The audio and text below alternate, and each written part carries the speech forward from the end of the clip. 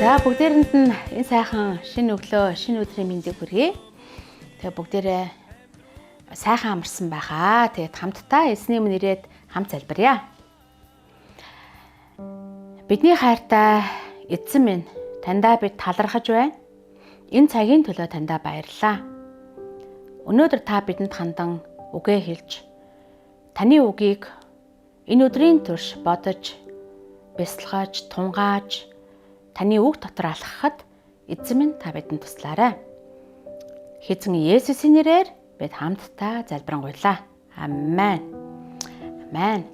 За бүгдээрээ дуулал номоор энэ 7 хоногийн турш хамт эзний үгнээс хамт судалж явъя. Тэгээд дуулал номоо үргэлжлүүлээд бүгдээрээ хүлээж авцгаая. За дуулал 34-р бүлгийн 6-аас 10-р ишлэгийг за би эндээс уншия. Энэ ядуу хүн хаширхад эзэн түүнийг сонсож, зовлон шаналн бүгдээс нь түүнийг аварсан болой. Эзний тэнгэрлэгч түүнээс эмээгчдийг хүрээж авардаг. Эзэн сайн гэдгийг амсацгаа үзэцгээ.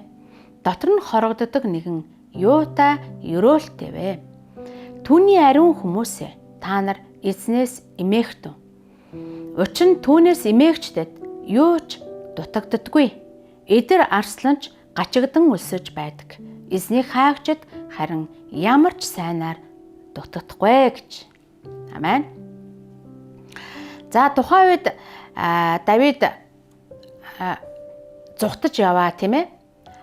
Тэгээд ам гарч агууд нуугдсан үедээ Давид одоо бурхан руу хандан тийм ээ одоо энэ 6 дугаар ишлээс энэ ядуу хүн хаширхад гэж, ядуу хүн гэж ямар их даруусж байгааг эндээс бүгдээрээ харж байна.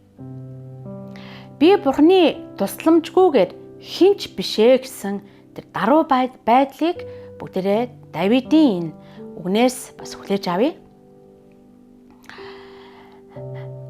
Зовлонгийн дунд залбирсан гэж Давид үнэхээр тэр үед айж тийм ээ эзэн рүү хандан тэр нөхцөл байдлаа харж ямар их одоо эзнийг одоо хүсэн тэмүүлж энэ хэцүү үедээ бурхан руу хандан залбирж байгаа.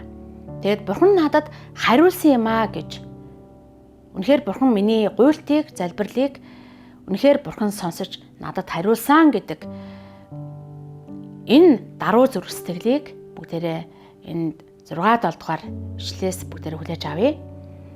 За цаашаа харах юм бол бурхан өөрийг нь хүндэлдэг хүмүүсийг хамгаалдаг гэж. Давид айдсаа бурханд өргөсөн учраас тэнгэрлэгч түүнийг одоо хүрээж хамгаалсан гэж. Тиймээс би та нарыг залбиралд уриалж ямар ч үед бүгдээрээ эзний тусламжийг гуйж залбирдаг байя. Ямар ч үед бүх нөхцөл байдалд. Давид бурханы сайныг амсаад туршлагаараа мэдсэн хүн шүү дээ. Бурхан намайг үнэхээр хамгаалсан юм аа. Би бурхан руу залбирахад бурхан намайг хамгаалсан юм аа гэсэн энэ итгэл Давидын дотор байсан. Агууд байсан хүн хоол хүнсний хангамж байгаагүй л байсан баг. Тиймээс бурхан дотор хорогдож, бурханы сайныг амсаж, мэдэрч, бурхан авардаг гэдгийг бүгдээрээ эндээс өнөөдөр хүлээж авцгаая. Тэгээ цаашаа харах юм бол